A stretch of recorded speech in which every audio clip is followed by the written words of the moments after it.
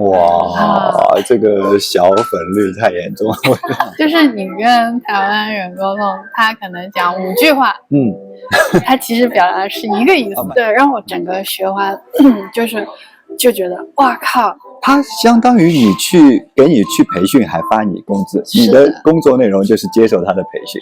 对的，当时我就觉得哇，台湾的企业很。然后你说你从2021年到现在有换过几份工作？6份。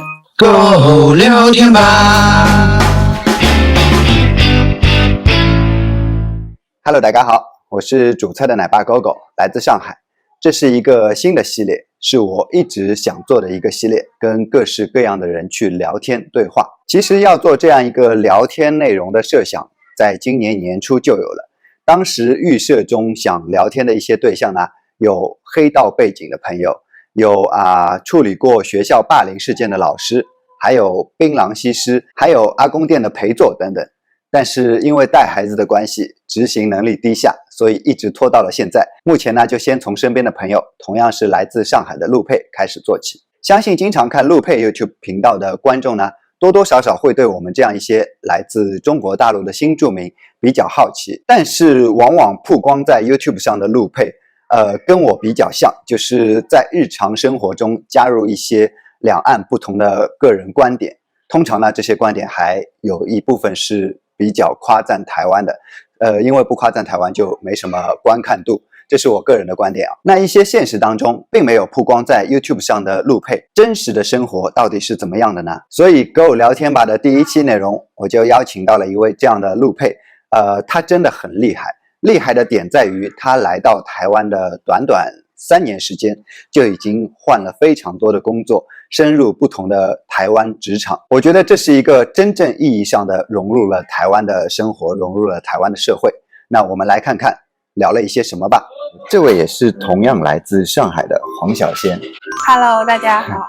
然后我就想问，你是哪一年来台北的？我是2021年来的。2021年。2021年的5月。对，2021年。那比我晚半年。然后你说你从2021年到现在有换过几份工作？6份。哇，3年时间。就差不多半年换一个工作可以。差不多，因为那个时候疫情，台湾也是就是一直缺工，因为大家也没有要出门工作，觉得那个有一点危险性，对，所以我还是蛮顺利的。你都是在104上面投？对的，我当时就想的很简单，因为疫情不要走太远，我就在我南港范围看有什么就是跟我原本的职业有相关的找一找就好了。但当时就是行销和企划那些都不招人，因为疫情其实是停滞的，就只有服务生、工读生会招人。所以我第一份工作是在南港车站那里的一家披萨店。对，其实我为什么会找一家披萨店？因为我还没毕业的时候，第一份打工也是在一家披萨店，所以我很了解披萨的一些流程。那一份工作做了多久？那份工作做到过年。是你提出就不做了？因为我在披萨店做了一阵之后，就是我心里还是想要做行销的职位，所以我当时先找到一个饭店，那个饭店是国宾旗下的一个就是年轻化的品牌饭店。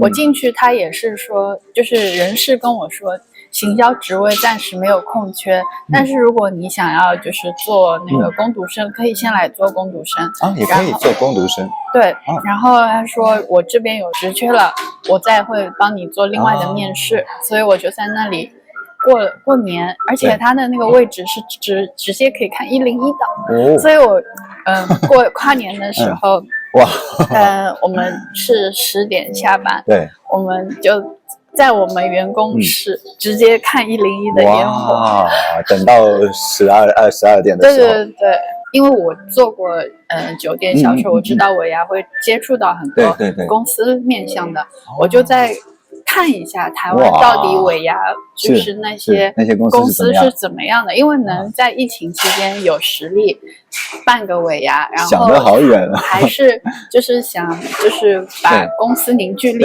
弄起来的这种企业，我觉得不会就是差，所以我就想看看到底是哪些公司在做。眼光放得很远，没有吧？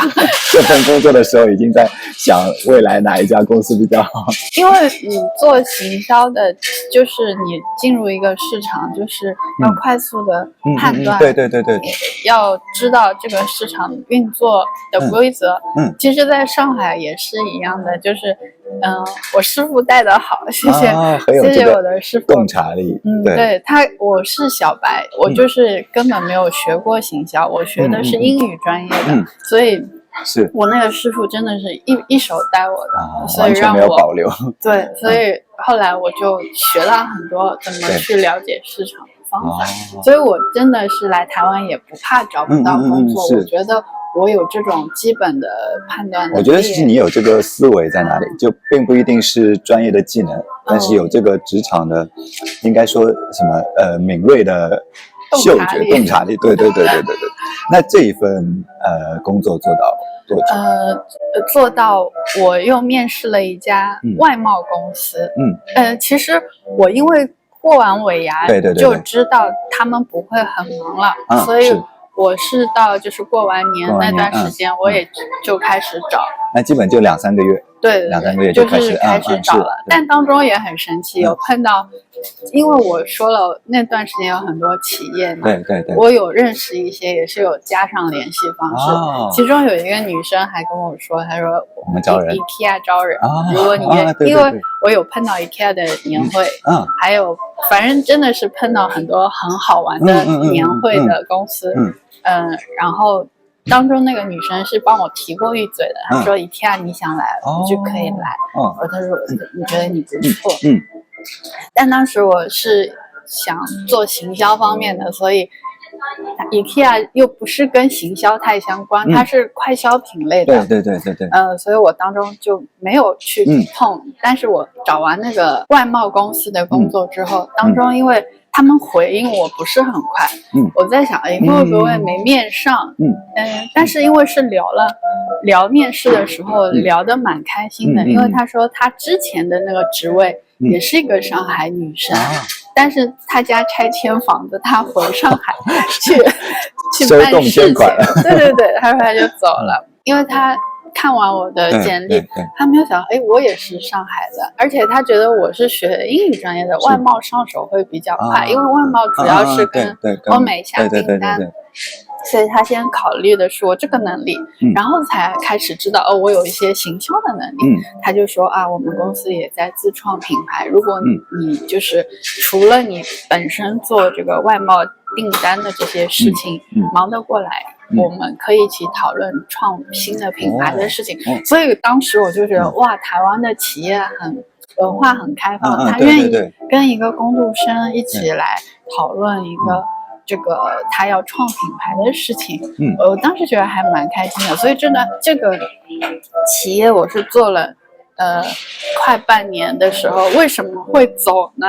是因为那个老板的思路有一点歪了，他对就是一个用于居家的香氛，我觉得他多少有点判断的不完全，对，想赚快钱，对，是这个思路。你这样说，老板看到，万一老板看到会不会有关系？没有指名道姓嘛。其实台湾，我了解下来有这种想法的老板是多的，对，就是在我后面又别的新工作的时候有感觉的，对，这个人性嘛，就是捷径谁不想走。但是我觉得你可能在上海的时候找的公司，或者说创业的公司比较大一点，他会全心投入去思考一个新的一个商业行为，但是台湾这边有可能老板他本身的业务并不是香薰这一块，所以他有闲钱了，可以说有闲钱了拿去玩一下投一下，觉得可能这一块会赚钱，所以没有想要很大的投入这样子。可能是这样，因为其实我在上海也接触到很多老板，他可能就没有很花心思到一块新的业务上面，也是有这样的情况，想赚快钱，觉得这一个东西时下很热火，比如说搞直播，我之前有一家广告公司，老板本来是做互联网广告的，后来觉得直播这个行业兴起了，他就想试一下，但是也没有很深入的去了解，就是让我们一个团队去随便摸索一下，每天做一个直播，然后也没有一个长期的规划这样子，所以也是有各种各样的，就是我觉得对，然后你说这个歪掉的公司之后呢？歪掉公司之后，就是我面上了那个新住民6个月的培训对，那个培训因为是那个也要面试，因为它是有生活补助的，就是你这6个月，他每个月会给你补助你之前差不多工资的平均值了。它相当于给你去培训，还发你工资，你的工作内容就是接受他的培训。对的。所以这个报名是很多人要面试才能通过，要确定你学了他的技能会去用到工作中。是的。那你学的是什么技能呢？他其实是做企划、商业数据分析。所以也是有各项类似于科目来给你选择的。对的，有7、8门。对。然后去面试。去面试的时候，台湾的面试，我不知道其他那种学科面试是怎么样的。这个老师他的面试就是想知道你的发心，就是你为什么想来上这门课。对。你的动机是什么？我不是赚工资，我是没有想到他会问这个，因为我以为他会问你对数据分析了解多少？就是我以为他会问这个技能相关的东西。对，但是他没有，他就问你来读这门课，是为什么？然后他还问你读完了之后会去做什么？然后我就跟他讲，我在上海的时候工作，就是可能每一个技能都有一个部门，就是美工是美工，对外的行销是一个对外行销窗口，然后你要做整体的落实的那些打板什么，那还有设计和执行的厂商，就是每一块技能我说是分得很清楚的。但是因为我在外贸公司，我又做订单员，又会帮他们修图，做那个就是 logo 的美化，还会就是帮他们写这种行销小编的案子。又觉得哇，在台湾工作要全能，就是这边会没有那么分门别类。对。就是比较全能，需要你比较全能。对，所以我觉得如果我真的要去一个行销的公司的话，可能就是这个状态，就是你什么都要会，你不会说是跟很多人在打交道，可能就是你一个人必须要很多技能。因为我老婆也是做行销这一块，所以她也一直跟我说，觉得上海的工作分门别类的很清楚，就是我只要管提案什么的，就不需要去管设计的东西。但是在这边好像设计他也需要找参考给别人，就是一个人比较全能一些。对，包括我现在那家公司，我也是看到他们虽然是项目经理，但他们不只是执行层面的，他们有的老板是希望他们能带客户来，也可以带过来。因为我当时学完之后，觉得自己一身本领，不得不说一下，台湾的老师真的很好，就是你有什么问题，他都会回答你，而且就是你上课有什么当下的问题，他如果回答不了的，他不会用一种很威严的方式，他说这个问题我回去要查一下资料，我下一次来回答你。这是让我很平等的一种探讨。对，让我整个学完就觉得哇靠，我那么多本领要快点就是用，所以我面试 IKEA 的时候也是先面试了 IKEA 的行销，但是他们也说得很直白，因为当时已经也是快过年了。对，又到一年。对，他说我们前线比较缺员工，他说那个行销也要等过完这个年之后，我们再安排别的人事。后来我就进了他们的客户关系处理部，对，做的是处理一些客诉和年底的一些礼品兑换。这个IKEA 做了多久？做到现在。其实我在 IKEA 同时，我的老师给我介绍了好多份工作。职训所的培训不但有工资发，还教你技能，然后还包介绍工作。其实他不是包介绍工作，就是只是给你这个，因为老师接触的很多学企划这一块的，很多都是创业。创业的新的公司。我正好相反，我不是想创业，我是想学到技能之后去上班。是，所以他们有很多前几届已经创业成功的，他需要就是有技能的员工。这个循环操作不错。对，然后就变成我老师说，哎，之前的师哥有一个什么公司，什么公司让你去？一共介绍了有3家，然后最后是有一家就是红酒培训的，我就去了，去做助教。对，然后所以我是 IKEA 跟那个同时进行的，对，所以就同时2个工作在进行。那红酒培训现在还在做吗？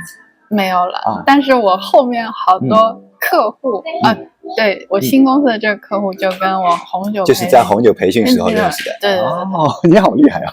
就是在一个做尾牙的时候认识新 IKEA 的公司，然后在做红酒培训又认识现在的公司。那你等于现在是 IKEA 跟现在这家公司同时进行。对。那现在大概是什么样的情况？现在这公司？现在这家公司它是自己是做商空设计的。商空是商务商业空间设计。作为上海人在台北应聘工作，有什么优势或者说劣势吗？优势就是我觉得，上海人口条很清楚是吗？比台湾人那个真的吗？真的就是比台湾人的用字简洁很多。真的就是你跟台湾人沟通，他可能讲5句话，他其实表达是一个意思，慢吞吞。他不是，他是那个助词很多。比如说他要去 IKEA 买个东西，对，他不会直接跟你说我要一个什么，他会说我家里呀有一个东西呀要放进去啊，那放进去这个尺寸是这样子的，你能帮我看看有什么合适的吗？上海人他要买个东西，他已经把尺寸都量好，他过去他只要跟你说我要一个长宽高是这样的，你们能查到有合适的吗？所以就一个生活节奏的关系有可能。对那有没有什么劣势呢？你觉得？劣势就是我会跟他们说句我听不懂闽南话就是台语听不懂，也不会讲。我有一次被 IKEA 一个客人投诉。为什么？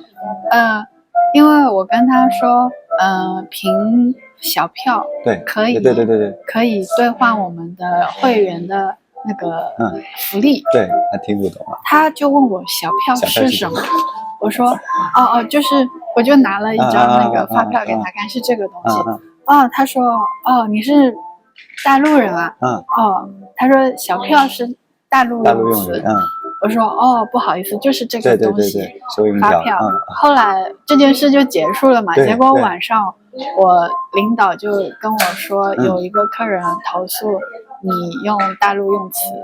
哇，这个小粉率太严重了，太极端了，这个太极端了。那台湾不是应该包容各式各样的人？那像这样的投诉会怎么处理？